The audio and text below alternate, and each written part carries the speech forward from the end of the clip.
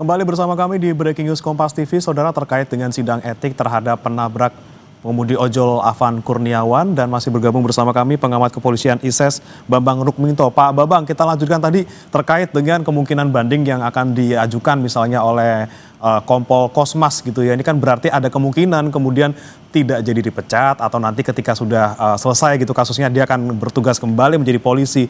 Atau ada juga kemungkinan tadi bisa saja dia mengundurkan diri, daripada dia tidak jadi polisi lagi dengan dipecat, lebih baik mengundurkan diri. Anda melihatnya seperti apa, Pak Bambang? Ya, kemungkinan-kemungkinan itu memang bisa terjadi ya, karena kalau kita melihat beberapa kasus terkait dengan sidang kode etik profesi, sanksi berat PTDH itu ternyata juga bisa dianulir oleh Kapolri seperti itu kalau ada bukti-bukti baru seperti itu. Meskipun sidang banding pun itu juga ada upaya lagi peninjauan kembali. Jadi ada dua mekanisme terkait dengan putusan sidang kode etik. Artinya peluang itu masih sangat terbuka bagi personil yang melakukan pelanggaran untuk mengajukan banding atau mengajukan peninjauan kembali. Kalau kita melihat kasus 3 tahun yang lalu, mereka yang melakukan pelanggaran obstruction of justice di kasus Verdi Sambo misalnya, yang sudah dipidana juga kemudian PTDH-nya dianulir menjadi demosi sekian tahun seperti itu. Itu hal yang sering kali terjadi. Memang hal itu juga menunjukkan bahwa impunitas itu masih sangat kental di kepolisian gitu. Makanya memang harus dikawal terus oleh eksternal, jangan sampai keputusan-keputusan itu menyakiti hati masyarakat. Tapi kemungkinan untuk personil yang melakukan pelanggaran mengundurkan diri itu juga sangat terbuka bila personil tersebut sudah menjalani masa dinas lebih dari 20 tahun. Jadi sebelum inkrah personil tersebut mengundurkan diri dari kepolisian, itu sangat memungkinkan. Jadi masih berhenti dengan hormat seperti itu, sehingga mereka bisa menerima hak-haknya seperti itu. Oke, bagaimana kalau misalnya kita inginkan kasus ini untuk Kompol Kosmas gitu, mungkin harapan dari masyarakat adalah oke, dipecat gitu, tapi masih ada mekanisme yang memungkinkan dianulir seperti itu, Pak Bambang. Apa yang bisa dilakukan untuk tetap membuat status tersebut, PTDH tersebut tetap diberlakukan untuk Kosmas, untuk menjaga dalam tanda kutip kepercayaan publik? Ya, lagi-lagi ini kan kembali ke konsistensi dari Kapolri ya, ketika bagaimana melihat level kesalahan dari anggotanya gitu. Kapolri dalam konteks ini tentu juga akan memberikan proteksi pada bawahannya gitu, sehingga tentu ada pertimbangan-pertimbangan lain untuk meringankan sanksi seperti itu. Memang hal ini tentu akan mengecewakan masyarakat, tapi lagi-lagi bahwa sanksi etik maupun dan disiplin Polri ini kaitannya adalah peraturan di internal kepolisian. Sangat berbeda sekali dengan proses pidana yang sudah ada di ranah pengadilan umum seperti itu. Yang menjadi masalah juga seringkali tidak konsisten. Kalau kita merujuk pada peraturan pemerintah 1 tahun 2003, mereka yang melakukan tindak pidana itu pun juga harus diberikan sanksi pemberhentian tidak hormat. Tapi faktanya kan tidak demikian. Makanya memang harus ada evaluasi terkait dengan proses sanksi etik dan disiplin di internal Polri seperti itu. Oke, baik, tergantung Pak Kapolri gitu ya, Pak Bambang ya. Kemudian kalau Anda melihat terkait proses sidang yang dilakukan kemarin oleh yang diikuti oleh Kompol Kosmas, kemudian hari ini oleh Bribka Rohmat, diikuti oleh Bribka Rohmat, Anda melihat ini kan tertutup gitu ya, dan ada komitmen dari Kapolri juga bahwa semuanya harus transparan juga akuntabel, tapi dijawabnya sudah ada kok dari eksternal, ada Kompolnas di sana, ada Kementerian HAM di sana, ada Komnas HAM di sana. Apakah cukup transparansi tersebut dilakukan dengan pihak eksternal datang tapi tidak dibuka secara publik sidangnya? Ya, bagi masyarakat tentu ini sedikit mengecewakan ya, karena transparansi yang dianggap oleh masyarakat tentu adalah terbuka semuanya. Tapi lagi-lagi kepolisian tentu memiliki pertimbangan-pertimbangan karena ini adalah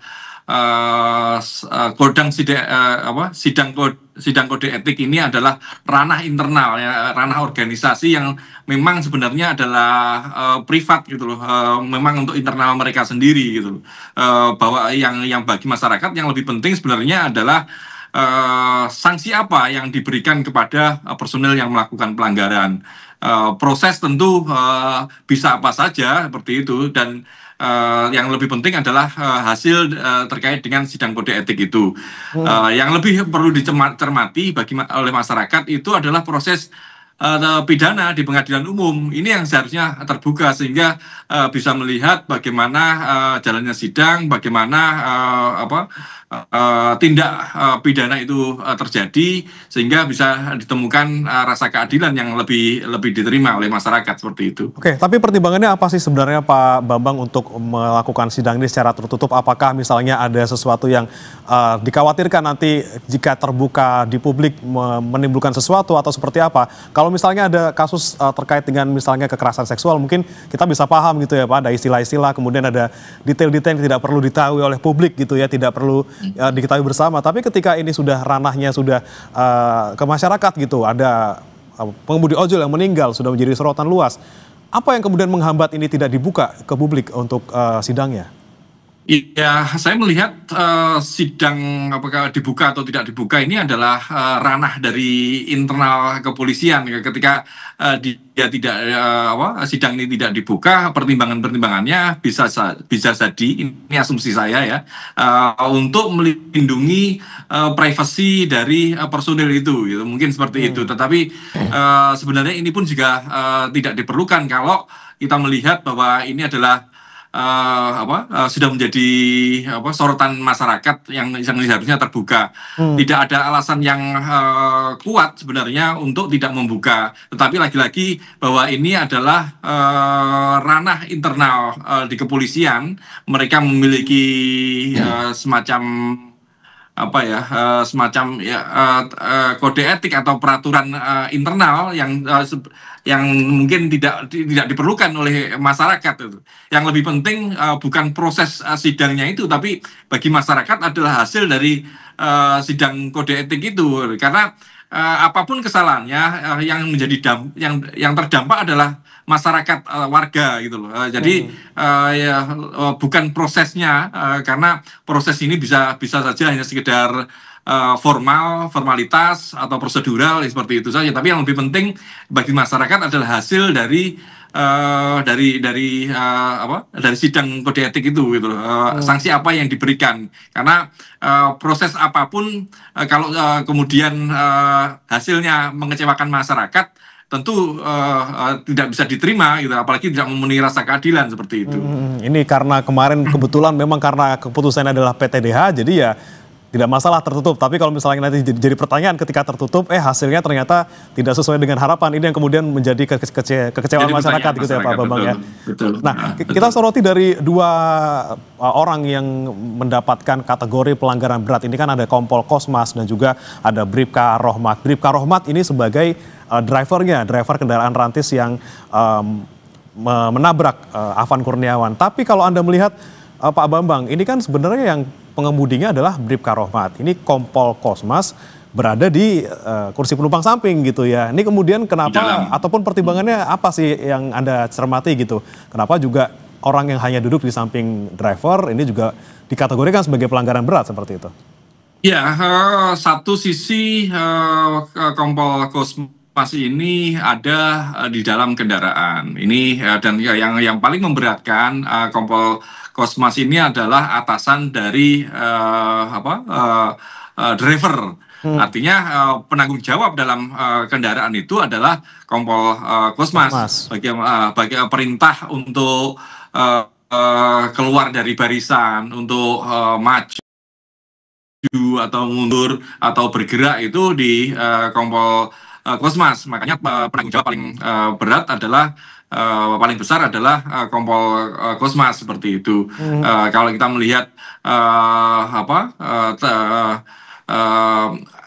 hubungan antara atasan dan bawahan, tentu driver ini siap perintah, siap dan gitu saja kepada apa yang sudah diperintahkan oleh Kompol Kosmas. Makanya kita lihat lagi nanti apa hasil sidang kode etik nanti, karena apakah lagi-lagi apakah ini nanti juga akan seperti di 2022 Barada Eliezer misalnya, sehingga bisa dibebaskan seperti itu. Kita akan lihat nanti apakah seperti itu hasilnya nanti. Oke, kalau kita lihat soal bagaimana hubungan antara Kompol Kosmas dan juga Bribka Rohmat, Kompol Kosmas sebagai atasan, kemudian Bribka Rohmat sebagai bawahan yang mungkin mengikuti saja perintah dari Kompol Kosmas. Anda melihat kalau misalnya hari ini sidang etik untuk Bribka Rohmat, apakah kemungkinan juga hukumannya akan sama, setara, PTDH seperti itu?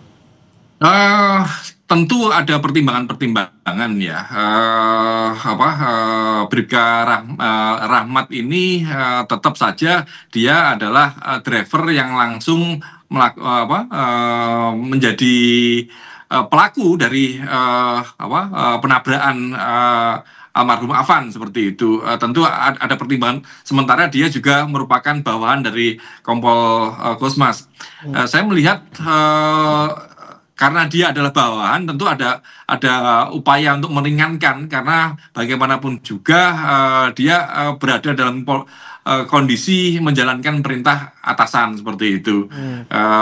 Dan apalagi kalau kita melihat situasinya, tentu bagi yang berada di dalam sebuah aksi yang chaos, tentu ada panik dan sebagainya seperti itu. Tentu itu akan menjadi pertimbangan gitu. Saya melihat sanksi yang diberikan nanti tidak akan lebih tinggi daripada Kompol Kosmas. Bisa berarti saja kemungkinan tidak PTDH nih Pak ya? Bagaimana? Berarti kemungkinan tidak akan PTDH mungkin? Kemungkinan tidak PTDH, tapi lagi-lagi kan juga harus melihat proses pidana nanti seperti itu. Apakah proses pidana ini juga akan memberikan sanksi berat dan terbukti mereka melakukan tindak pidana, itu tentu akan menjadi pertimbangan. Apalagi kalau kita sidang ini kan masih sidang pertama, ada banding, ada peninjauan kembali seperti itu. Oke, baik. Berarti ini saling mempengaruhi ya Pak, antara proses pidana dan juga proses etik. Kalau misalnya di pidana ternyata terbukti berat, nanti juga bisa mempengaruhi apa yang kemudian di sidang etik seperti itu.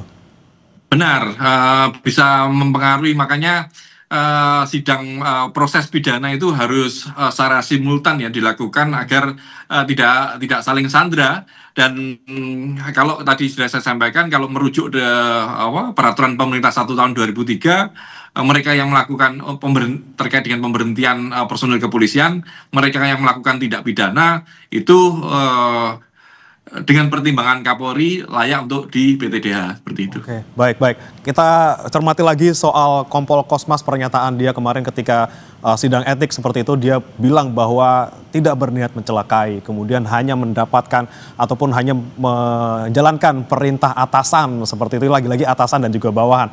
Anda melihat apakah kemudian yang disampaikan oleh Kompol Kosmas kemarin ini bisa menjadi salah satu poin yang dipertimbangkan saat nanti jika memang Kompol Kosmas ini akan banding seperti itu?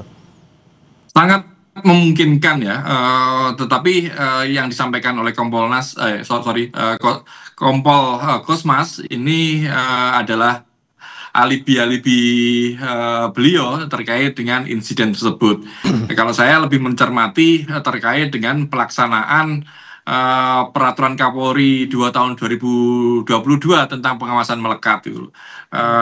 Dalam sebuah insiden-insiden seperti ini seringkali yang diberikan sanksi itu adalah mereka yang ada di lapangan. Padahal kalau kita melihat peraturan Kapolri tentang pengawasan melekat, ini atasan 2 tingkat ke atas, pimpinan 2 tingkat ke atas itu juga wajib untuk diperiksa, wajib diberikan sanksi. Jadi personil yang ada di lapangan ini tidak merasa dikorbankan oleh atasannya, karena dalam sebuah dalam sebuah operasi pengamanan aksi unjuk rasa ini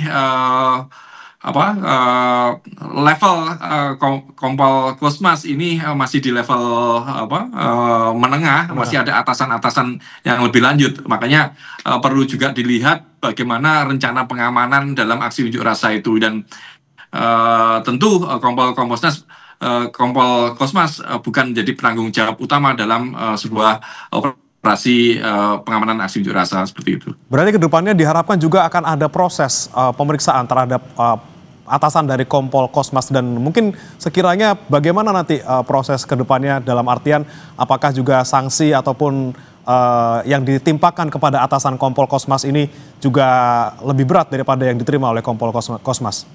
Ya, kalau merujuk dan konsisten terkait pelaksanaan peraturan Kapolri tentang pengawasan melekat, atasannya juga harus diperiksa.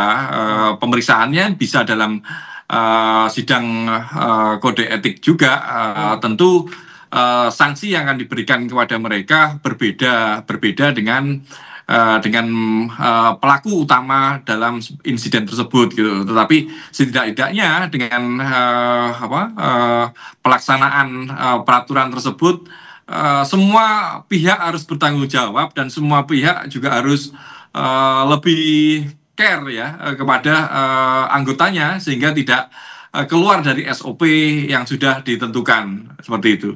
Oke, baik. Kita fokus juga lagi ke yang hari ini dilaksanakan, Pak Bambang, terkait sidang etik untuk Bribka Rohmat yang merupakan driver dari kendaraan taktis tersebut. Nah, apa yang kemudian harus didalami nih oleh majelis gitu ya, terkait dengan mungkin kronologi ataupun misalnya komunikasi yang berlangsung di antara para anggota di dalam mobil. Seperti apa yang harus didalami di dalam sidang ini? Ya, hubungan atasan bawahan dalam hierarki pasukan, terutama di satuan Brimob, itu memang sangat kental gitu. Makanya apakah perintah itu terjadi ataukah insiden itu muncul karena kepanikan, semuanya harus didalami ya, karena ini yang akan menjadi faktor yang meringankan maupun yang memberatkan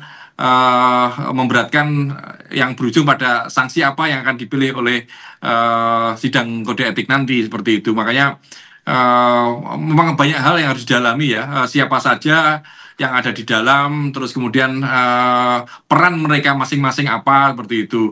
Kalau kita melihat yang sekarang Bribda Rahmat ini menjadi driver, artinya dia yang mengendalikan kendaraan taktis tersebut gitu loh. Tetapi kan ada saksi-saksi lain bagaimana yang terjadi di situ gitu loh.